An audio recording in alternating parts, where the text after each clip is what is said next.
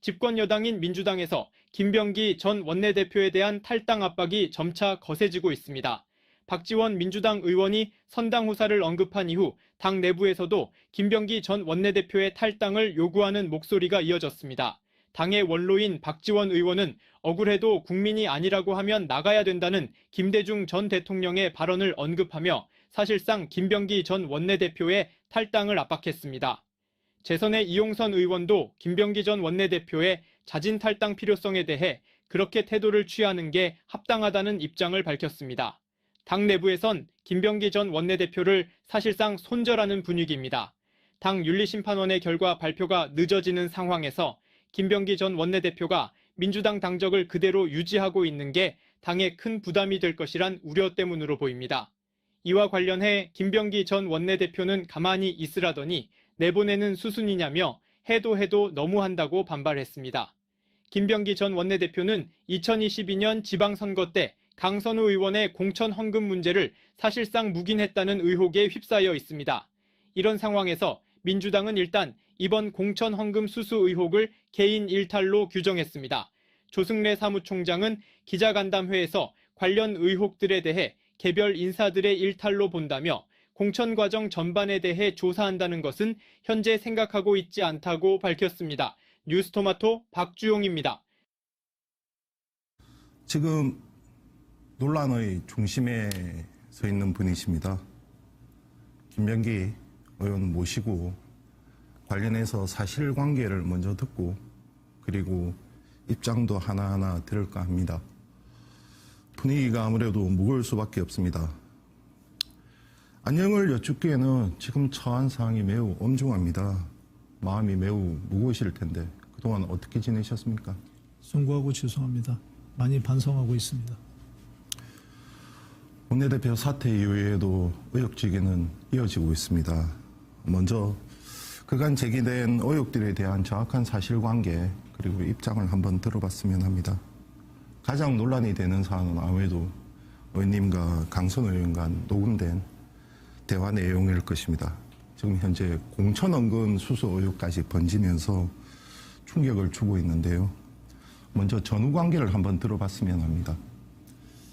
먼저 송구합니다만 많은 저에게 제기된 의혹들이 지금 수사 대상으로 올라서 있습니다. 그래서 수사 대상으로 올라 있어서 발언이 제한됩니다만 그럼에도 불구하고 제가 말씀드릴 수 있는 것은 먼저 이렇게 소상하게 최대한 말씀드려 보려고 합니다. 강선우 의원 관련된 건데요. 김모 이름을 대도 될까요? 예, 이미 뭐 다 알려졌는데. 김경시 의원이 당초에는 단수로 내정되었다가 그리고 문제가 제기돼서 컷오프 이제 의견이 나왔습니다. 그래서 그 컷오프 의견을 갖다 제기한 게 저고 그리고 다른 의원들도 이것이 밝혀지지 않으면 이 의혹이 밝혀지지 않으면 다주택 문제였습니다. 그럼 컷오프 할 수밖에 없지 않느냐 그런 얘기가 나왔을 때 그게 그 얘기만 나오고 의결은 되지 않았습니다. 컷오프 의결은 되지 않은 걸로 기억합니다. 기억하는데 강선우 의원이 그렇게까지 크게 반대하지는 않았어요.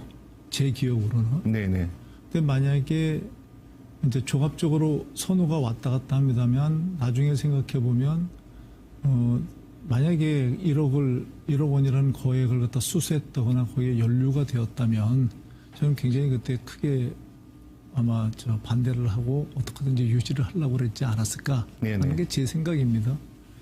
근데 그러고 끝났는데 그날 저녁으로 기억을 합니다. 저녁에 누구로부터 그 아마 서울시당 관계자였던 것 같은데 김경희 의원이 강선우 의원 쪽에 그러니까 그때는 그냥 억대로 기억을 합니다. 그 억대로 이렇게 참 말이 조심스럽습니다. 그러니까 제 얘기가 좀 정확하지 않을 수 있다는 걸 미리 말씀 올립니다. 억대 돈을 갖다가 수수했는데 이거에 대해서 기자회견을 한다고 하더라. 근데 전화기를 끄고 잠적했다고 하더라. 뭐 이런 얘기를 들었습니다. 그때 아마 제가 강선우 의원한테 얘기를 물어봤던 것 같아요. 네네. 그런 얘기가 있다고 하는데 그러니까 전혀 뭐 그런 표정이었습니다. 담담한 표정이었던 걸로 기억합니다. 그래서 그날은 그냥 그러고 끝나고 근데 그 다음날 면담을 요청을 했어요. 네네네. 근데 면담이 오전이었습니다. 네네네. 오전에 면담을 요청을 했는데 그 녹취 부분에 대해서는 지금은 말씀드리지 않겠습니다. 여러 가지로 정말로 제가 그걸로 비난을 많이 받고 몰입회로까지 지금 정말로 취급을 받고 있는데 이 말씀은 분명히 드리겠습니다. 의혹이라는 것은 지금은 걷잡을 수 없지만 의혹은 사실은 밝혀지게 돼 있습니다. 그때 만약에 제가 뭐 윤리심판원이라든지 아니면 수사 과정에서는 분명히 말씀드릴 것입니다. 근데 그것이 밝혀지면 정말 몰입에는 아니었다. 적어도. 그리고 뭐 내 판단이 옳았는지는 모르겠지만 그리고 그때의 상황에 그러니까 적절하게 보좌관과의 관계가 적절했는지 그런 거는 모르겠지만 적어도 몰입에나 그렇게 파렴치한 인간은 아니다. 그거를 갖다가 먼저 꼭 변명 아니면 해명을 하고 싶고요. 또 하나는 그러면은 많은 이제 의원님들 또는 호사가들이 이제 걱정하시는 분들이 말씀하시기를 다른 것도 녹취했냐 결단코 없었습니다. 네네. 그 이유는 간단합니다. 제가 당시에 그런 게 이 녹취가 되는 과정이 저도 좀 굉장히 곤혹스러운데요. 그런 과정을 거쳐서 그날 녹취 부분을 빼고 말씀을 일단 드리면 그게 굉장히 엄중한 경우였습니다. 제가 판단하기에 보나마나 그 얘기는 1억 원에 관계된 얘기일 것이다. 1번. 네. 보좌 직원들도 1억 원에 관계되는 얘기일 것이다. 네. 라고 얘기를 했습니다. 그러니까 그 얘기들은 그까지는 말씀을 드리겠습니다. 그래서 굉장히 신중하게 판단하고 잘 들어야 된다. 사실 제가 공관이 간사였고 실질적으로 위원장이 자주 안 계신 상황에서 결정을 내려야 되는 그런 위치에 있었습니다. 네네. 그것 때문이 아니라면 결코 만나지 않았을 것 같아요. 이제 그때도 굉장히 긴장한 상태에서 만났습니다. 말씀을 좀 길게 해도 되겠습니까? 네네네. 네. 그런데 긴장한 상태에서 그렇게 만났는데 얘기는 역시 이제 1억 원에 관계된 얘기였고 저는 단호하게 제가 그러니까 의원에게 할 수 있는 최대한 그러니까 정제된 단어로 단호하게 저는 말씀드렸다고 생각을 해요. 그런데 제 예상과는 달리 네네. 1억 원을 명시적으로 강선우 의원이 받지는 않았다. 그게 사무국장과 연관이 돼 있는 것 같은데 그러면서 이제 많이 그러니까 우셨죠. 네네. 예. 근데 사무국장과 연관돼 있는 것 같다. 본인은 몰랐다. 그거였습니다. 이게 주로 얘기가. 그리고 저는 그럼에도 불구하고 이거 돌려줘야 되고 이게 법적인 문제가 있을 수 있고 그렇기 때문에 변호사를 선임해야 돼. 변호사한테 물어보는 남편이 변호사. 네네네. 알고 있습니다. 그러니까 그렇게 해서 좀 이런 거를 갖다가 클리어하게 해라. 법적으로 문제가 없는지. 네네. 되게 걱정되더라고요. 전 사실 그 걱정보다 더 큰 걱정이 저희가 대선 패배 이후에 선거를 치르는데 서울 환경이 굉장히 안 좋았거든요. 네, 대선 저도 뭐 서울 의원입니다만 사실 이게 만약에 조금이라도 나가면 제가 뭐 정보기관에 근무해서 뭐 녹취를 뭐 이렇게 말씀하실 때 거꾸로 제가 그런 기관에 근무했었기 때문에 이거에 대한 폭발력을 저는 누구보다도 잘 압니다. 네네. 만약에 이게 조금이라도 나갔다면 그건 뭐 선거 저는 못 치른다고 생각을 했습니다. 그래서 강선우 의원에 대한 입도 그리고 뭐 김경우 의원에 대한 그 입도 굉장히 보안을 갖다 지켜야 되는 거죠. 그런 상황이었습니다. 그런 상황이었는데 그 다음 날입니다. 그 다음 날 뭐 전체적으로 말씀드리면 그 다음 날 제가 기억하는 거는 의외였습니다. 그러니까 강선우 의원께서 그걸 갖다가 확인해 보니까 사무국장도 거기에서부터 클리어 하대더라. 네네. 받지 않고 돌려줬다고 그러더라. 그래서 그러냐? 뭐 확실하냐? 아니 뭐 돌려줬다고 그러더라. 이렇게 받지 않았다고 그러더라. 돌려줬다고 그러더라. 말은 약간씩 틀립니다만 네네네. 그런 역습습니다. 그리고 그때 이제 최대한 통해 가지고 김경희 의원의 얘기를 들은 그 서울시 관계자들, 서울시 등의 얘기를 들으면 일관됩니다. 김경희 의원은 돈을 준 적이 없다고 그런다. 어제 그러니까 뭐 기자회견을 한다고 그러던가 보는데 이거는 잘못된 그러니까 이거 해프닝이다. 이런 거였습니다.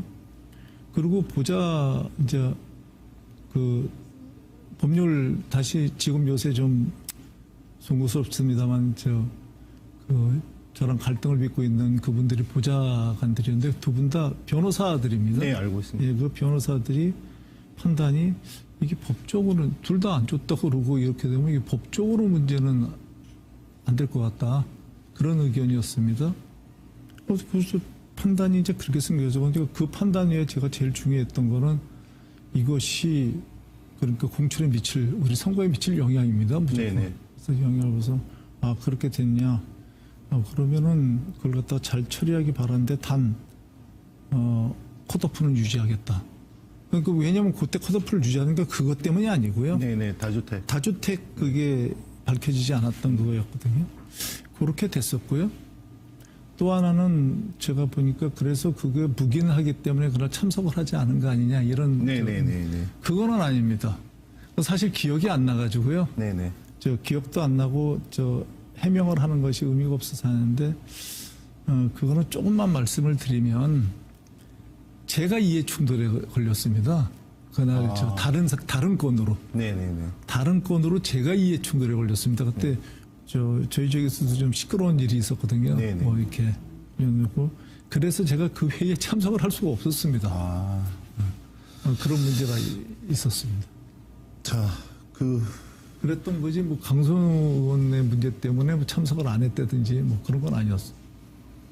그러니까 이것이 당사자를 통해서 지금 사실관계가 드러나고 물론 이해를 합니다. 의원님께서 지금 윤리심판원 당에 이제 소명을 하셔야 되고 그다음에 경찰 수사 나중에 법적인 문제까지 비화될 수 있기 때문에 하실 수 있는 말씀의 수위가 있겠지만 그런데 지금 이제 아무래도 의혹을 사실로 확정해서 가다 보니까 더 큰 의혹을 낳는 상황이어서 최소한의 말씀하실 수 있는 범위 내에서 사실관계는 좀 분명히 했으면 한다 이렇게 저는 생각을 합니다. 그래서 먼저 다시 한번 좀 돌아가 볼게요. 그 언론에 공개된 녹음된 대화 내용은 한번 다 들어보셨습니까?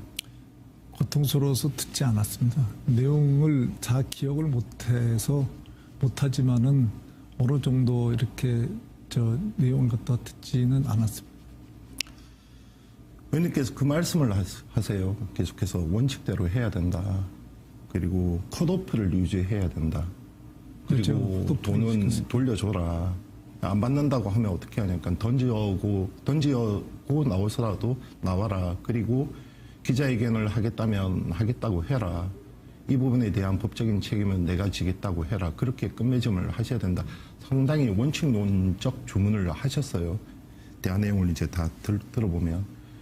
그런데 이제 강선우 의원 같은 경우는 이제 의원님께 살려달라고 이제 좀 울먹이는 목소리가 있습니다. 그 때문에 이제 대부분의 이제 각 언론들은 해석하기를 이제 1억 원의 돈을 강선우 의원이 수수를 했고 이것이 컷오프 사실이 김경시 의원에게 이제 알려지면서 폭로를 하겠다고 하니 살려달라고 말한 것은 결국 간사인 의원님께 공천을 해달라 이런 의미가 아니냐. 지금 대부분 다 그렇게 해석을 하고 있거든요.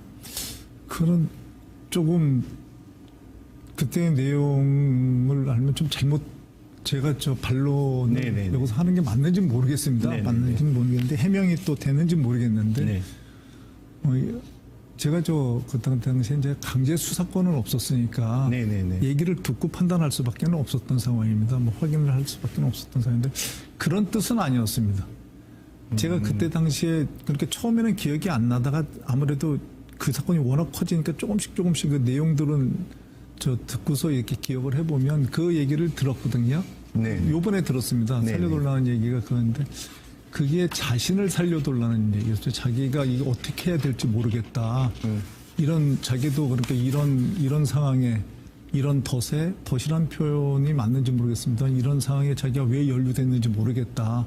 자기는 전혀 돈 같은 거 이런 거 안 했는데 자기가 죽게 생겼다. 네네. 자기를 갖다 살려달라는 뜻이었지 자기를 살려주기 위해서 김경일을 갖다가 공천해달라는 뜻은 아니었습니다. 그럼 뭐 아마 그거는 그 녹음 테이프 전체 또는 뭐 그러니까 분석 그 후의 행동 뭐 이런 걸 보면 살펴보면 그거는 그리고 뭐 제 진술이나 이런 걸 보면 그거는 어렵지 않게 밝혀지리라고 생각을 합니다. 그거는 제 강선 의원 편을 들어주는 게 아니고요. 네네네네. 그건 아니었습니다. 그러니까 강선 의원은 그때 당시 김경시 의원에 대한 얘기는 제 기억에 거의 없었고요. 네네. 테이프를 갖다 고통스럽다라도 한번 들어보겠습니다. 그런데 그 거의 없었고 사실 뭐 변명 같지만 요새 기사 나오는 거에 대해서 고통스러워서 나중에 한꺼번에 봐야지 그러고 기억이 또 기억을 창출할 수 있거든요. 그렇죠, 상황이 그렇죠. 그래서 안 보고 있는데 제 기억이 맞다면 그리고 제 기억이 어느 정도라도 맞다면 김경 시의원에 대해서 얘기를 갖다가 거의 하지를 않았던 거로 기억합니다. 다 들어보셨나요? 혹시? 네, 다 들어봤습니다. 김경 시의원에 대한 얘기는 거의 안 하고 본인의 얘기였습니다. 본인의 얘기. 본인이 어떻게 이렇게 됐는지 모르겠다. 본인이 됐냐 가서 돈을 받았냐 그랬더니 돈을 갖다가 안 받았다. 아니, 안 받았단 말이 안 나오고 예. 사무국장이 보관을 하고 있다. 네, 뭐 사무국장이 보관을 하고 있다 들어가서 사무국장 얘기를 많이 했습니다. 그러니까 돈에 관한 사무국장 얘기를 갖다 많이 하고 그래서 제가 사무국장이든 어쨌든 그럼 언제 알았냐? 네네. 제가 그래서 자기가 이번에 이렇게 해서 알게 되었다. 또는 말도 그러니까 거의 멘붕 상태라서요. 그리고 같은 의원이잖아요. 네네네. 그러니까 같은 의원이니까 존중해 제가 뭐 수사관이나 이렇게 뭐 이렇게 취조의 대상은 아니니까. 그리고 이 문제가 진짜로 제가 되게 긴장했던 게 1억 원이 맞다고 그러면 이걸 어떻게 보고해야 되냐부터 이제 따져 들어가야 되는 거지 않습니까? 그런 걸로 봤을 때 이제 사무국장 가서 돈을 돌려주냐 또 어떻게 하든지 돌려줘라 이제 그 얘기가 중점이었던 것 같고요. 근데 그 다음 날에 이제 의회의 얘기를 이제 의회라기보다는 지금 표현하지만 그때 당시는 정말 다행스러운 얘기를 들었고 아니래더라. 그게 저 사무국장이랑 다시 얘기해 보니까 사무국장이 그게 보관하고 있고 이런 게 아니고 돈을 갖다가 그때 당시에 돌려줬대더라. 바로 돌려줬대더라. 그래서 그건 돈이 클리어 됐다. 이런 얘기였고. 근데 그걸 믿기에는 좀 그런 거죠. 그러니까 뭐냐면 그걸 지금 말씀하신 지금에서 보니까 이제 그런 건데 한쪽에서 그런 얘기를 갖다 제가 믿고 싶었는지도 모릅니다. 네네. 그러니까 이해합니다. 여기서는 그렇게 했지만 김경 의원이 다행스럽게 어쩌면 다행스럽게도 자기는 뭐 돈을 준 적이 없다 이렇게 얘기를 한다니까 두 얘기가 어느 정도 그렇게 되고 김경호 의원에게도 직접 확인을 하셨습니까? 아닙니다. 김경 의원한테는 저는 확인을 못하고 그 시당 관계자한테 들었습니다. 당시에 정말 긴장했던 것이 이 건이 저는 1번이 그거였습니다. 둘의 의견이 맞고 이런 의견이 전체적으로 맞고 이게 법적으로 문제가 없냐 였습니다. 네네. 법적으로 문제 없다. 이 정도가 되면 법적으로 문제가 없다. 그렇다고 한다면 이거는 보안이 1번이다. 보안이.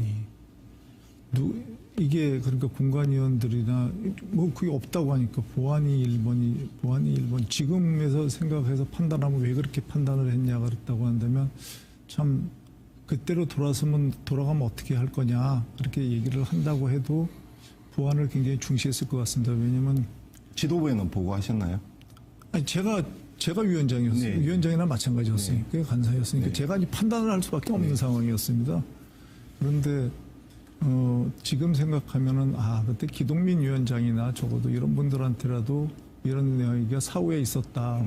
선거 사후라도 있었다 그러면 좋았을 텐데 그렇게 했는데 이 선거 같은 문제 그러니까 인사 같은 제가 이제 참 부끄럽습니다만 일을 보면 인사 같은 거 할 때에 굉장히 중요한 게 인사가 끝나면 인사와 관련된 자료의 보안을 유지하기 위해서 사실 인사와 관련된 자료들을 파기하는 게 원칙입니다. 네네. 그렇게 또 해줘야 되는 거고요. 네네. 그래야 뭐 사실 그때 보면 제일 판단하기 힘들고 억울함을 당하는 게 투서거든요. 네네네네. 투서를 확인할 방법이 없습니다. 원래 거기에 선거 또 때는 투수가 많이 예. 쏟아지죠. 근데 투서의 대부분은 허비거든요. 네네. 그 투서라는 걸 갖다 냈는데 저도 지금 투서에 뭐 이제 연루해서 시달립니다만 그때 당시에 보면 투서라는 게 미리 냈다. 예를 들어 미리 그런 투서가 있었다든지 아니면 사후에라도 이게 유지된다든지 이러면 이 투서에 대한 걸 갖다 생각할지 모르지만 투서라는 거 보면 갑자기 누가 불이익을 당하게 생각했으니까 투서를 내고 끝나면 또 없어지고 이런 투서는 값어치 없는 투서거든요. 네. 제 오랜 인사 경험입니다. 네네. 그래서 그렇듯이 이 건도 만약에 이 건도 이렇게 해가지고 해결이 잘 되면 이걸 생각했습니다. 그러니까 옳은 판단이었는지는 혼란스럽습니다만 설사 좀 흠이 있는 사람이 되더라도 그러니까 이런 것이 공론화돼 가지고 예를 들어 선거 전체 판을 갖다 망치는 것보다는 그리고 무엇보다도 그때는 지역위원장이 굉장히 이제 파워가 셌거든요. 네네. 고위 인사가 지역위원장 선거였습니다. 그때 네네. 2020년 선거는. 그런데 여러 가지 뭐 좀 알려졌겠습니다만 그 두 분이 주요 경쟁자였는데 네, 알고 있습니다. 한 분은 아마 강선우 의원이 도저히 선택할 수 없는 네네. 그런 사람이었던 것 같아요. 근데 경선을 했으면 좋았을 텐데 네네. 그래도 그런 경우가 있었으면 경선을 시켜가지고 그러니까 이게 단수 공천이 됐기 때문에 더 본인이 문제가 경선을 갖다가 시켰어야 될 텐데 제가 만약에 조금 더 관여할 부분이 사실 그때 당시 그게 또 도다 마지막 날이에요. 네네. 그러니까 그날 결정을 했어야 되는 겁니다, 무조건. 근데 저는 저희 시험 문제로 빠져 있고. 근데 만약에 조금 더 시간이 있었으면 어떻게 했을까? 그때 당시에 제가 사실 빠져 있었는지 안 빠져 있었는지 잘 시간의 기억이 되게 없었는데. 불참한 걸로 확인되었습니다.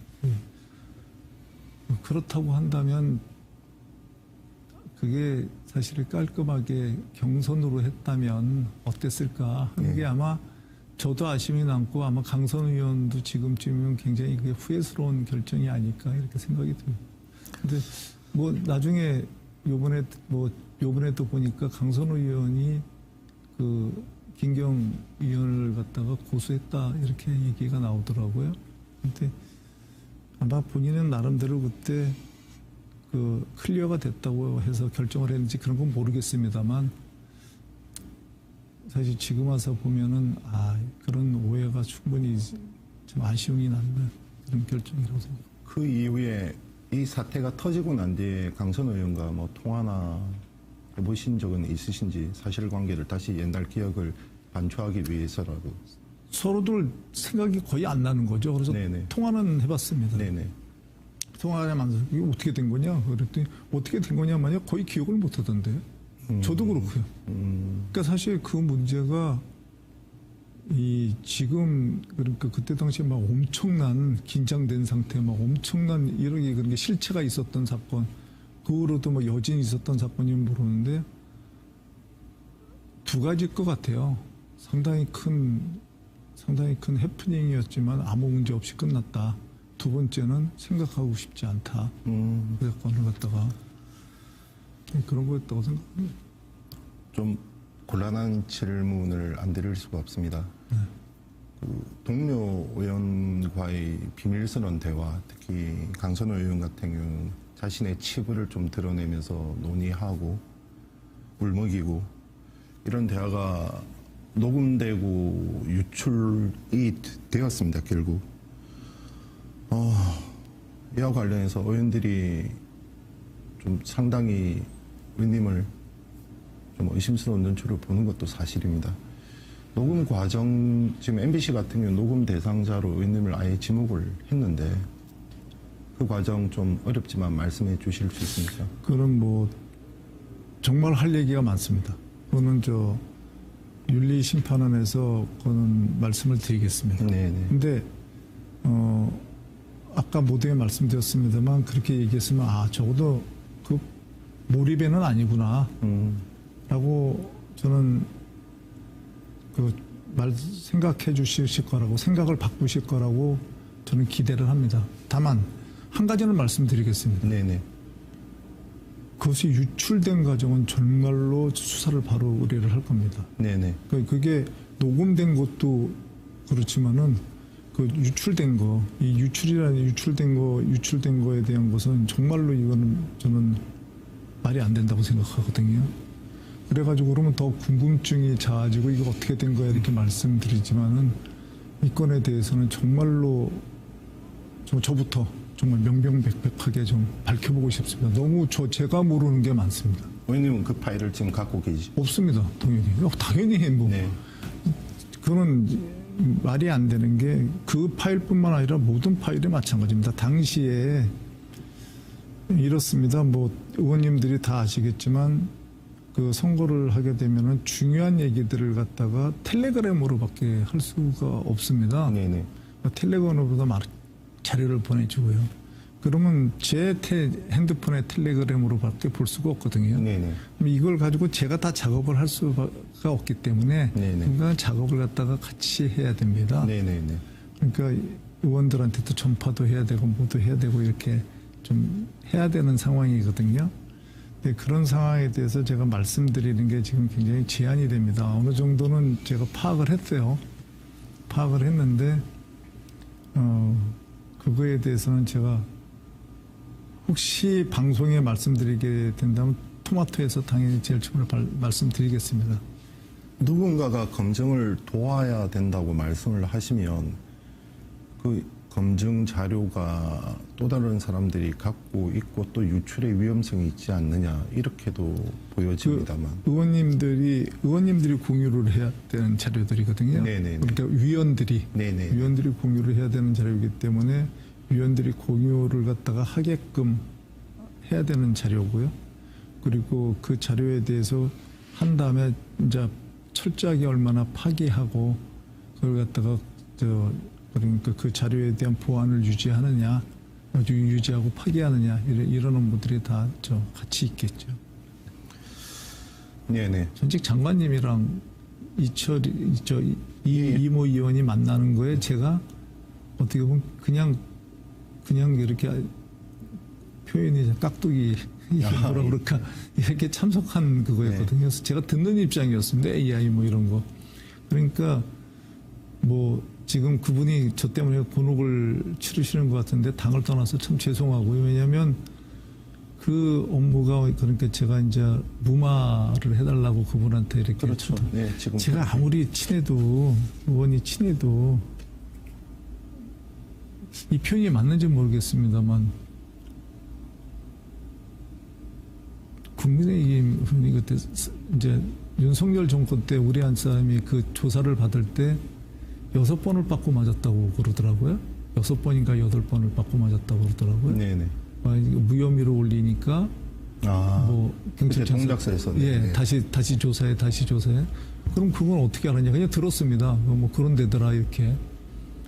그런 상황인데 윤석열 정권의 가장 핵심한테 이걸 갖다가 부탁하면은 일반적인 상식으로 볼 때 죽이라는 소리지 그게. 너무 큰 카드를 쥐어주는 거죠. 그 죽이라는 소리지. 개인적으로 의원들을 아는 것과 그걸 갖다가 민주당 의원한테 뭐 부탁을 하라고 그랬다면 막 이걸 갖다가 곤혹스러워도 어떻게 뭐 좀 이해를 하겠는데 네네.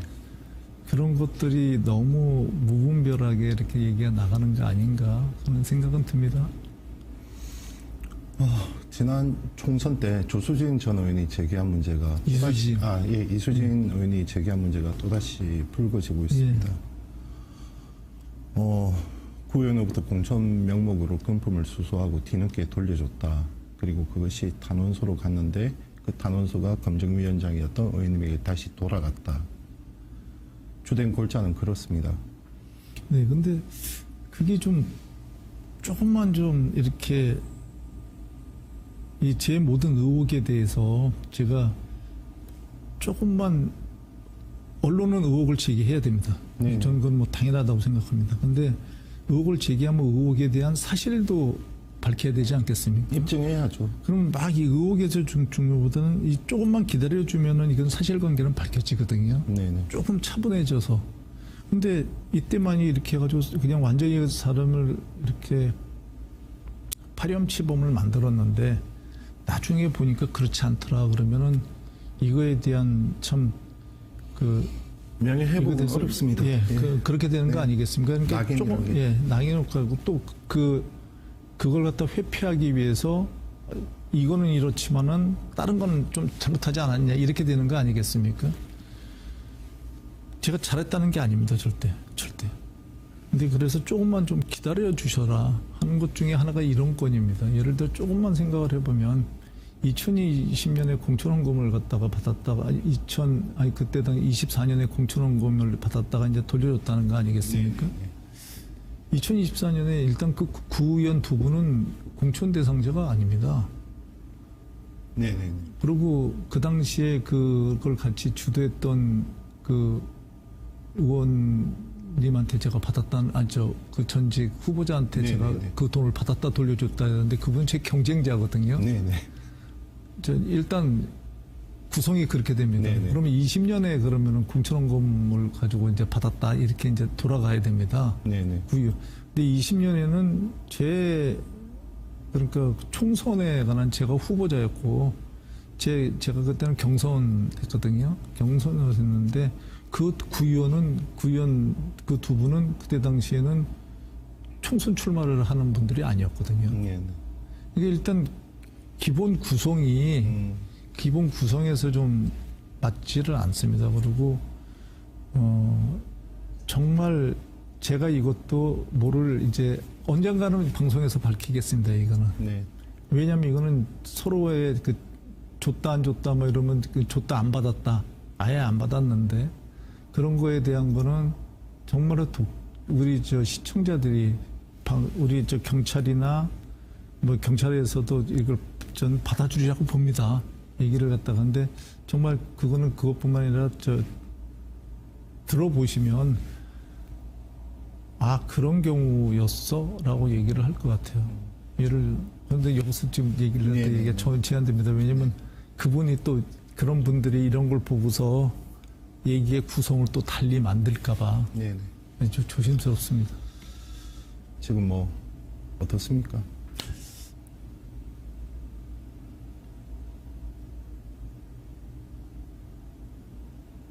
미안하죠. 네. 저 하나의 그런 것 때문에 참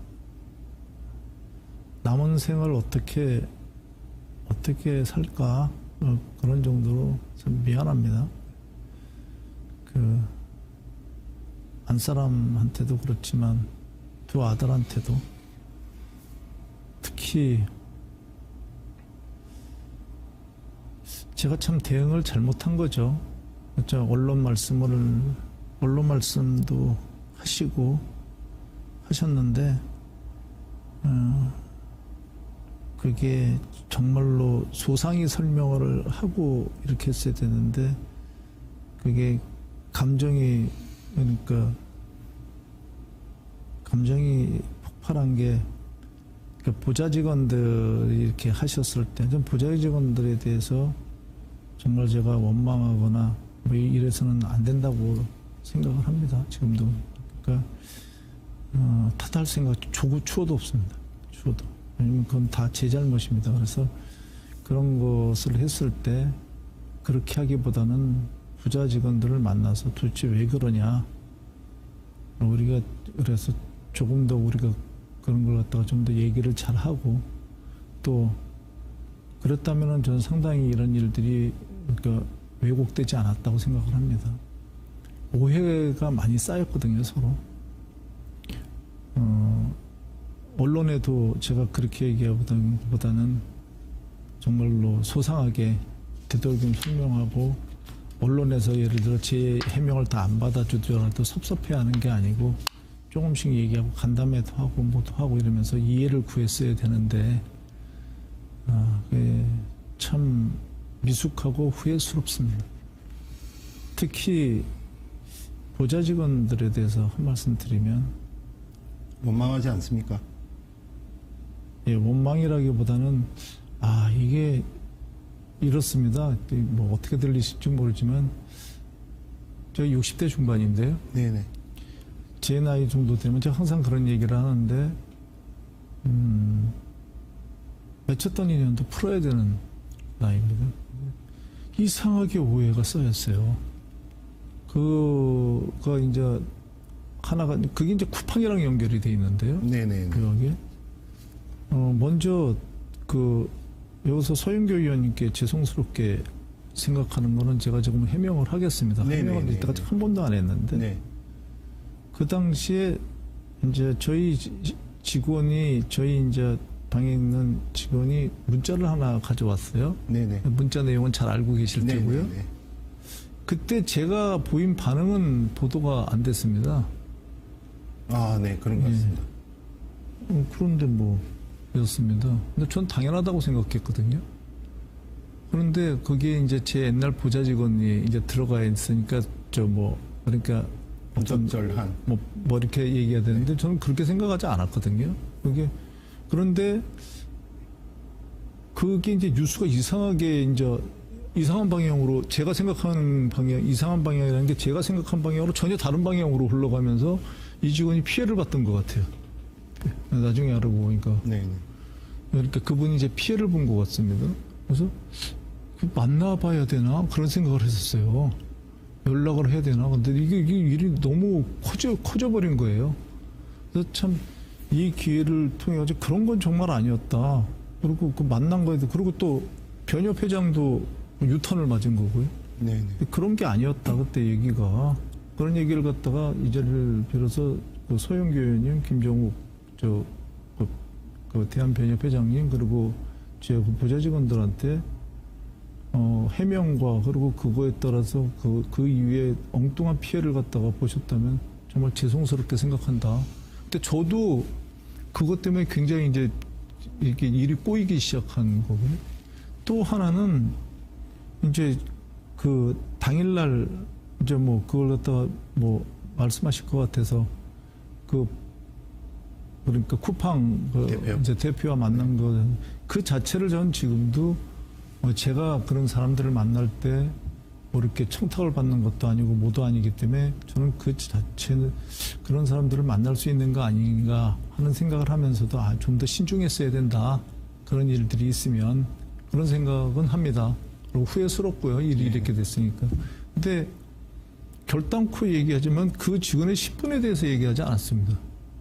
그러니까 더군다나 그때 아까 서영교 의원이 말씀하신 거기에 있었던 제 보좌 직원은 임용도 안 된 시기였어요. 아예. 네. 근데 한 분에 대해서 제가 얘기를 하는데 이거 오해가 막 증폭되는 얘기들인데 그분이 전 여기서 직접 말씀드리지만 쿠팡을 가셨을 때 저는 좋아했다고 표현을 가셨을 때 참 다행이다라고 생각했습니다. 표현이. 왜냐하면 잘 돼가지고 서로 그러니까 대관으로 해가지고 저를 만날 일이 없으면 서로 간에 그럼 정말 서로 잘 살면 되는 거지 이렇게 생각을 했는데 자꾸 그 사람을 통해서 로비한다는 식으로 얘기가 들렸어요. 네네. 물론 그게 저한테 좋은 뜻으로 얘기했습니다. 좋은 뜻으로. 그래서 제가 잠깐 나가 계셔라. 대관을 잠깐 나가 계시라 그런 다음에 그분한테 저랑 그렇게 그런 거를 할 때 그분이 활동한 어떻게 신문에 전혀 그런 얘기는 아니지만 그 활동할 때 저랑 이렇게 마주치게는 하지 마셔라. 저랑 마주치게는 하지 마셔라. 그랬더니 얘기를 갖다 직접적으로는 못 하잖아요. 직접적으로 제가 했으면 그분이 금방 알아들었겠죠. 근데 좀 그렇게 하고 싶지 않았거든요, 얘기를. 그래서 완곡하게 자꾸 얘기를 하니까 말을 잘 못 알아들으시더라고요. 네네네. 그래서 제가 이런 게 있었다. 그리고 이렇게 하려고 그러니까 그분이 노련하더라고요. 사실 그때 언론에 나온 거랑 달리 언론에 나온 제가 이 말을 굳이 하는 게 정말로 굳이 하는 이유가 있습니다. 언론에는 그 서류를 보여주니까 뭐 보고 싶지 않다. 그렇게 나오던데 네. 그게 아니고 그분들이랑 제가 있는 서류도 있습니다. 그러면서 이렇게 그러니까 딱 노련하더라고요. 보고 싶지 않습니다.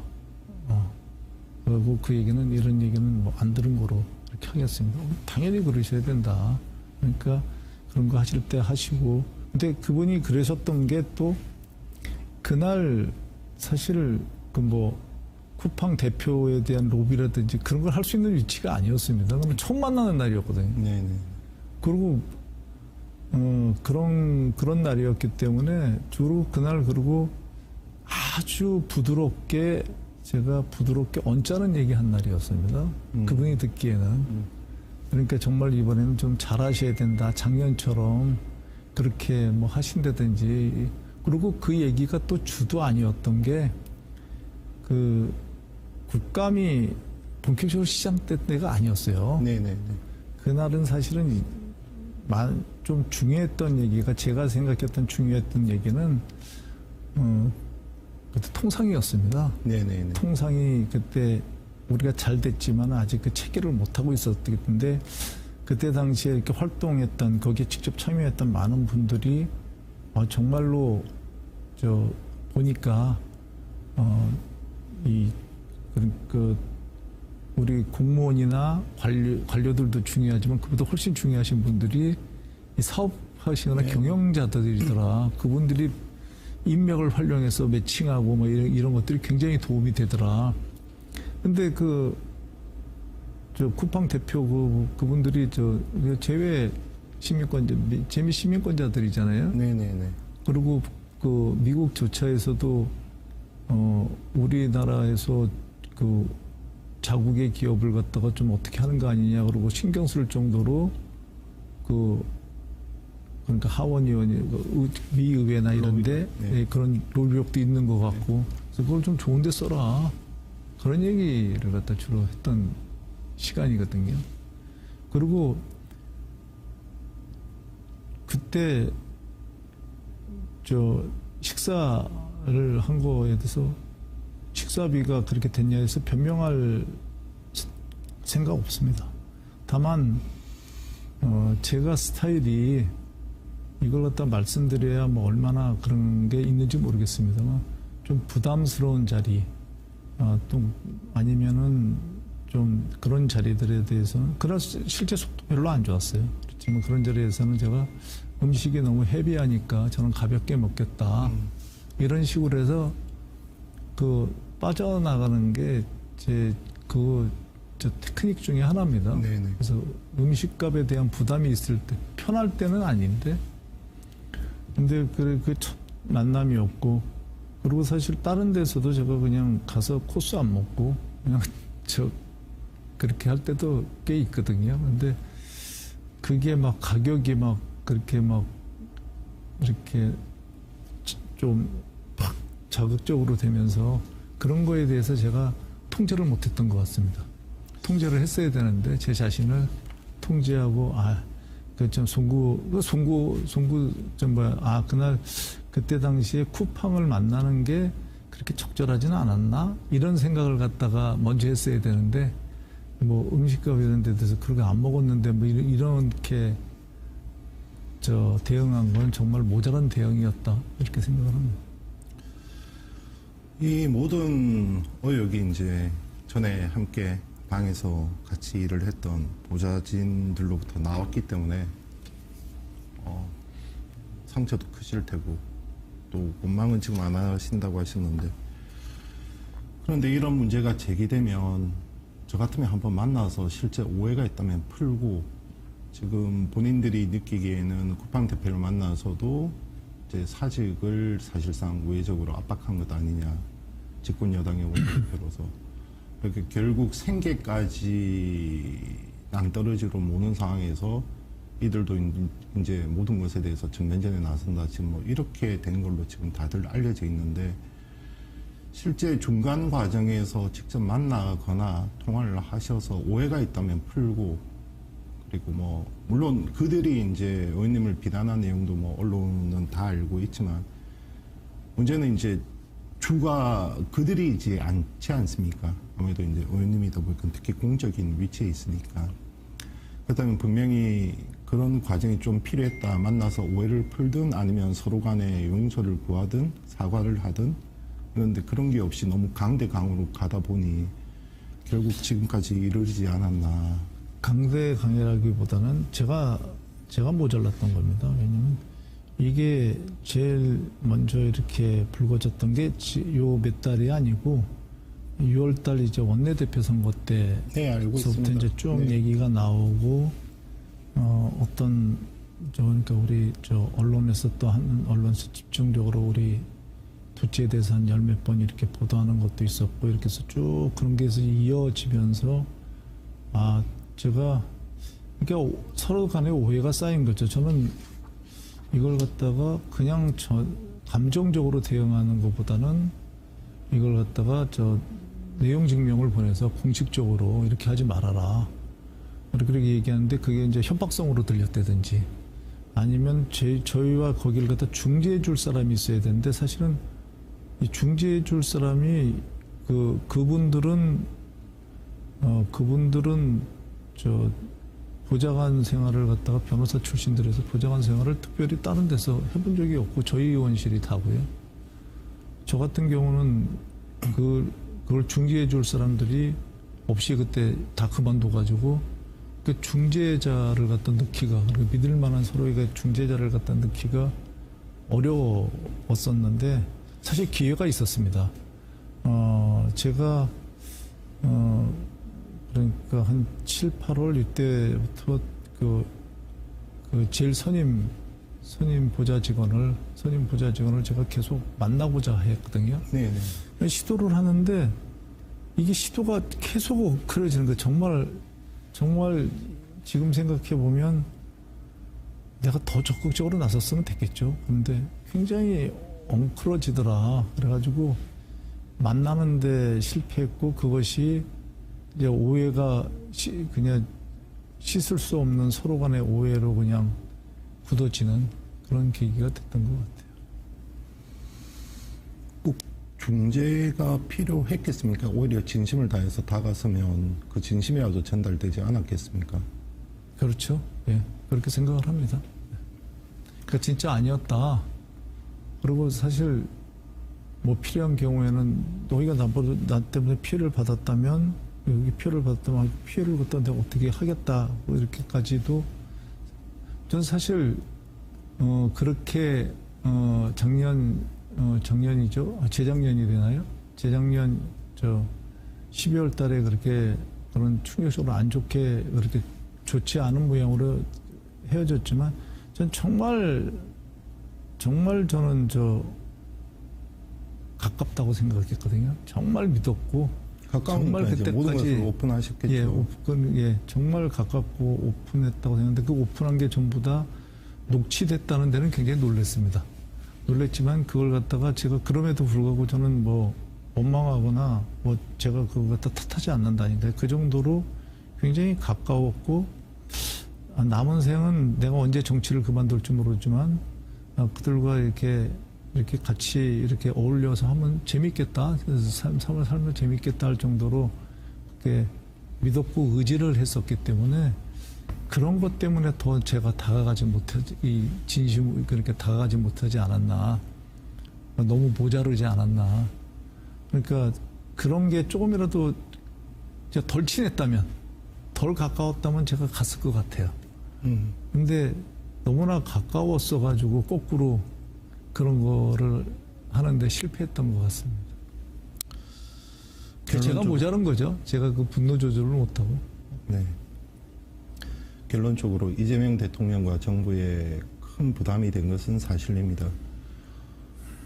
정부 출범 직후 여당의 첫 원내대표셨고, 그리고 뭐 당청 간의 이견도 있었지만 그 과정에서 조율 역할, 그리고 개혁, 그리고 여러 가지 입법 과제들, 그리고 이제 지방선거, 민생, 여러 가지 과제들이 지금 산적해 있는 상황에서 여당의 첫 원내대표가 불명예스럽게 사퇴하면서 대통령과 정부에도 뭐 큰 부담이 된 것은 사실입니다. 어떤 입장이십니까? 정말 죄송하다는 말이 할 수 있을까 할 정도로 정말 죄송하죠. 왜냐하면 이재명 정부의 성공을 갖다 가장 바라고, 이재명 정부의 성공을 위해서 거의 제 모든 걸 갖다가 걸었다고 하는 것이 제 자부심이었고, 이재명 대통령님께서 처음 출마하셨을 때 가장 이재명 대통령님과 함께 해야 된다고 생각했었던 저로 인해서 이재명 정부가 부담이 되는, 사실 말씀드리면 원내대표 말씀을 하셨는데요.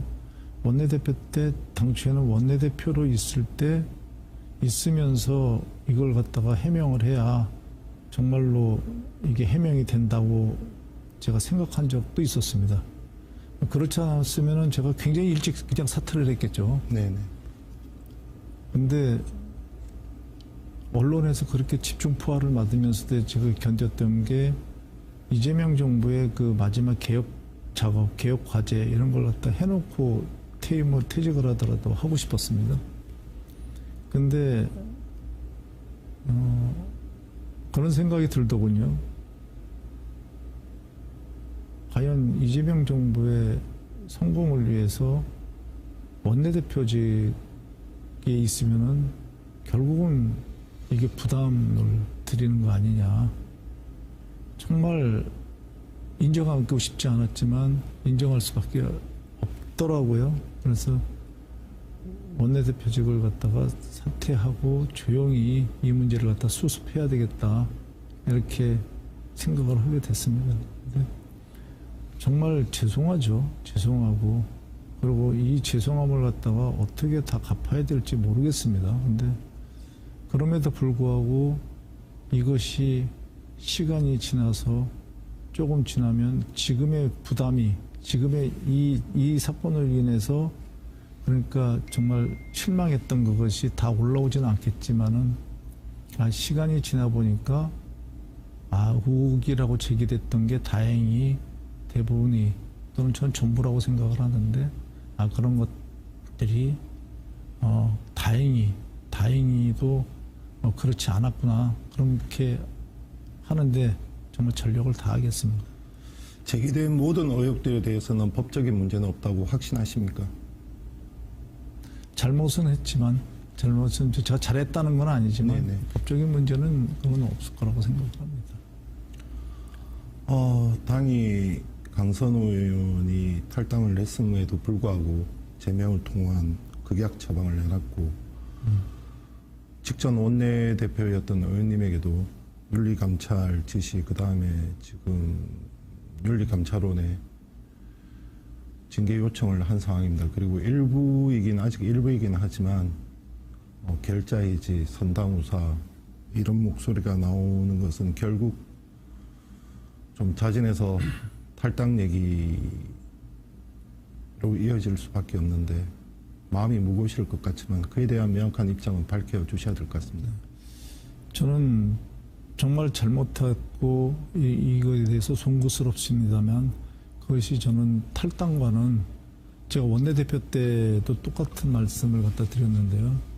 이 탈당과는 이걸 갖다가 정말로 연결시키고 싶지 않습니다. 저는 제가 우리 당을 나가면 그걸로 저는 제가 정치를 더 할 이유가 없거든요. 저는 정말로 이것만은, 제가 예를 들어 이걸 무혐의를 받고 제가 정계를 갖다 은퇴하더라도 저는 탈당하지는 않겠습니다. 그래서 만약에 탈당을 안 하면 제명을 당하는 한이 있더라도 저는 제 손으로 탈당을 하지 않겠습니다. 그거는 왜냐하면 저는 우리 당이 2016년에 민주당에 들어오기 전에 사실 정치에 관심도 없었고 민주당이 다였기 때문에 민주당을 떠나서 이걸 클리어한 다음에 돌아온다, 저는 그런 거는 믿지 않습니다. 저한테 약간의 트라우마가 있는데요. 2008년에 2009년에 이때 제가 있었던 회사에서 이런 비슷한 일이 있었습니다. 네, 알고 있습니다. 비슷한 일이 있었는데 그렇게 하니까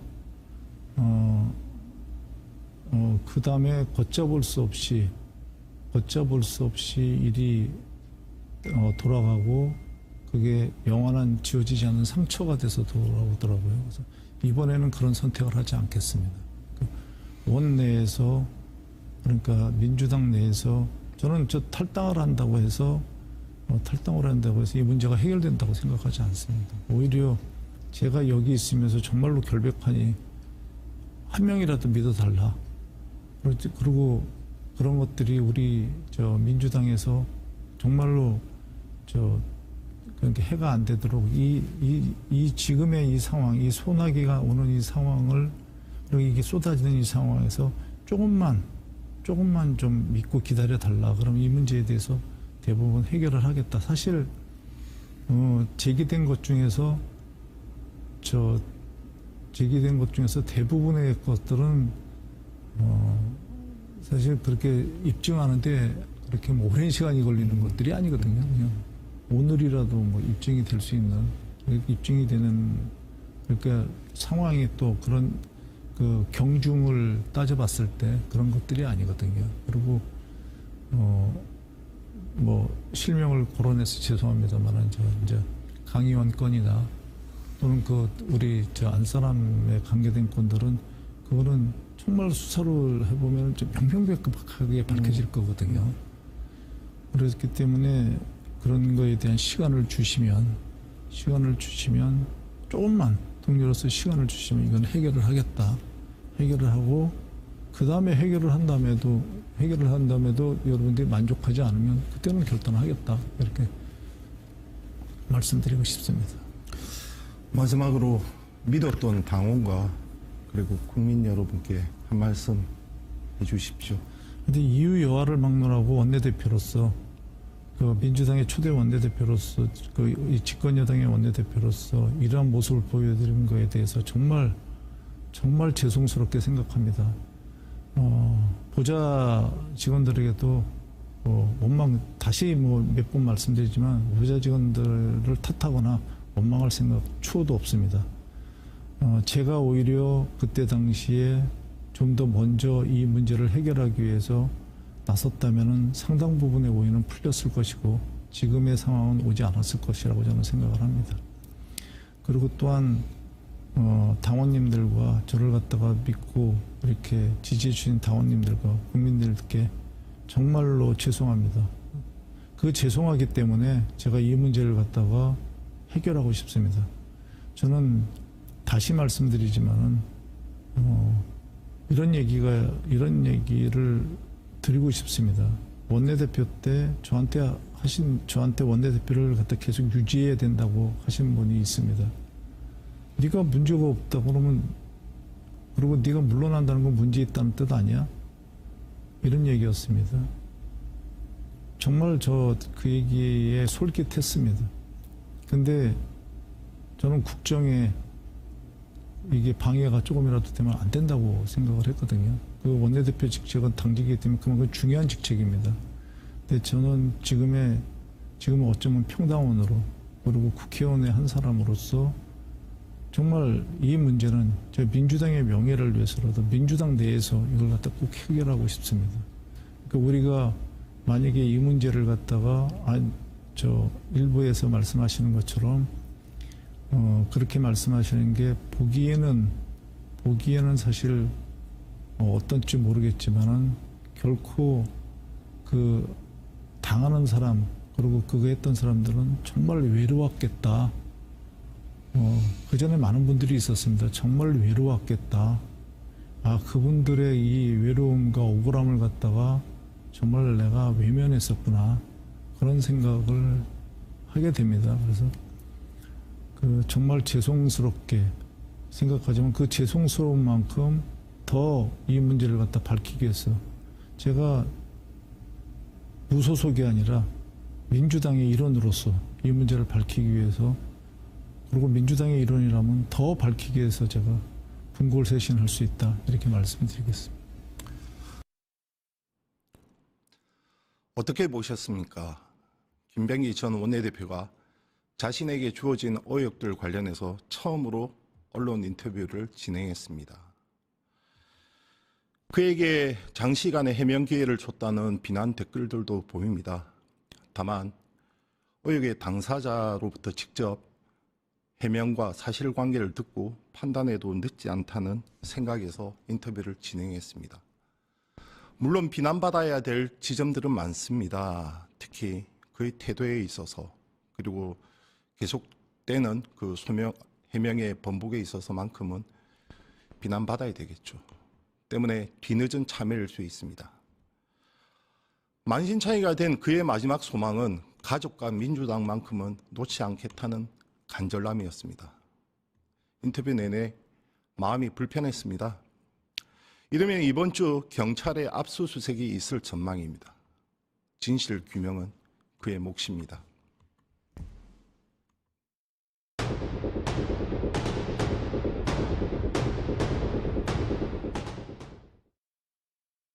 민주당이 오는 11일 보궐선거를 통해 새 원내대표와 최고위원 3명을 선출합니다. 당대표와 원내대표를 비롯해 최고위원 7명으로 구성된 민주당 지도부 총 9명 중 절반가량을 뽑는 셈입니다. 당과 원내 지도부가 동시에 교체되는 만큼 당내 권력 구도도 새 판이 짜일 예정입니다. 당 투톱이자 165명의 민주당 의원을 이끄는 원내대표엔 삼선인 진성준, 박정, 백혜련, 한병도 의원이 출사표를 던지면서 4파전 구도가 형성됐습니다. 모두 개파색이 옅어 대세 후보가 뚜렷하진 않습니다. 최고위원 선거는 비당권파와 당권파의 대결이 확연합니다. 비당권파에서는 강득구 이건태 의원과 유동철 부산수영구 지역위원장이, 당권파에서는 문정복 이성윤 의원이 출마했습니다. 최근 합동토론회에서 비당권파는 당정청 원팀을 강조한 반면 당권파는 정청래 대표를 중심으로 한 결속을 강조하며 신경전을 벌이기도 했습니다.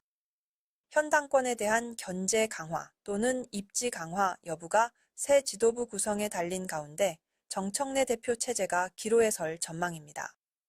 뉴스토마토 김성은입니다.